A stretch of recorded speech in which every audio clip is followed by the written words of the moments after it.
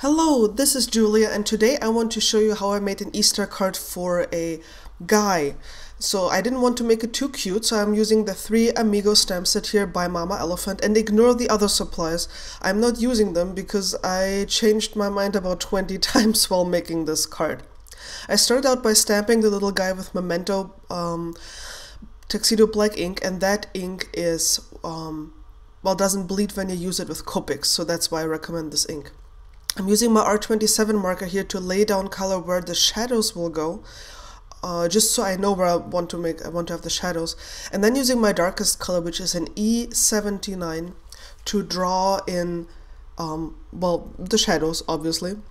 And then I'm going over to a red color, which is R89, it's my darkest red, and blending the brown and the red together. So I have a nice dark area. I like to start with my darkest color first. And as you can see here, for example, the R29 and R89 are pretty far apart, so they don't blend very well. So I'm picking up some R89 color from the tip of the marker with my R29. It's called there's probably a name for that technique. But basically it helps you to blend if you have colors which are a little further apart. And you can see here which colors I'm using, and I'm using the same colors for the rest of the fox. Showing you this again here on the head of the fox, going in with the darkest. And as I said, I like to start with my darkest color.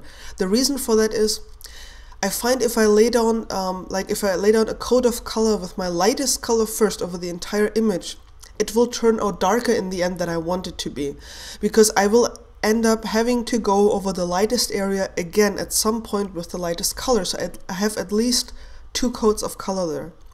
With the technique, starting with the darkest color and then working my way towards the lightest, I personally find I have better success, because then my lightest region really is a very, very light color and doesn't have multiple layers on it.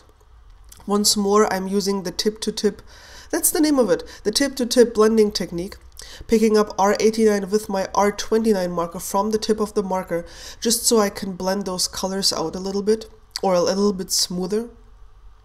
You can see me doing that here.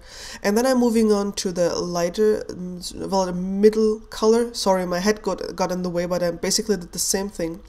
Using R24 to blend out even more. Then I'm leaving a little bit of white space because that's where my lightest color will go. And this will only get 1 coat of color, not multiple ones. And I personally feel that this helps to create even better shading. And I did this for the rest of the fox, as you can see here. And now I'm reaching for the companion die cuts. And I will die cut the little guy from the Nina Solo white cardstock, and you can see him here. It's just so cute with the white border all around. And then I found that there's a stamp of crumpled paper, and I stamped this out a few times, and then just using like springy, Eastery colors to color in the paper, and I'm also die cutting those.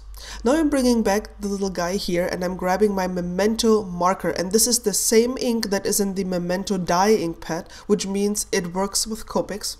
And all I'm doing is I'm drawing in some grass here, and I think the grass actually works fine, only my eggs just look off.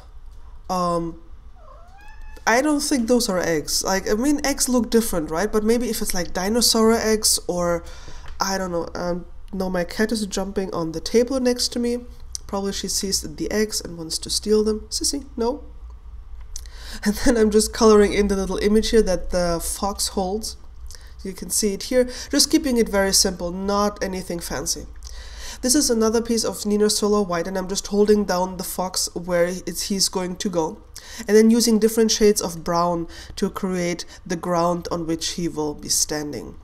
You can see that here I have foam mounted the fox onto the ground, and then I'm using foam pads that are a little bit they're not as high for the crumpled paper, and one of the papers I'm actually just gluing to the card, just so I have like different levels of dimension, which makes the card more interesting in my opinion.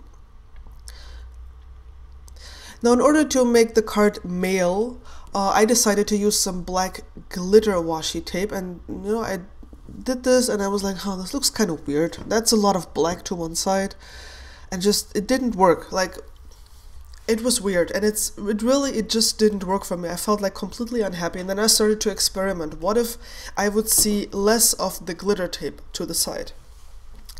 So I pulled off one of the glitter tapes, put it on the other side of the card front, excuse me, and then just glued my front panel on top of that, as you can see here, and I'm much happier with the results. Then I grabbed my storybook stamp set by Avery Elle. It has a lot of like tiny critters like butterflies and stuff.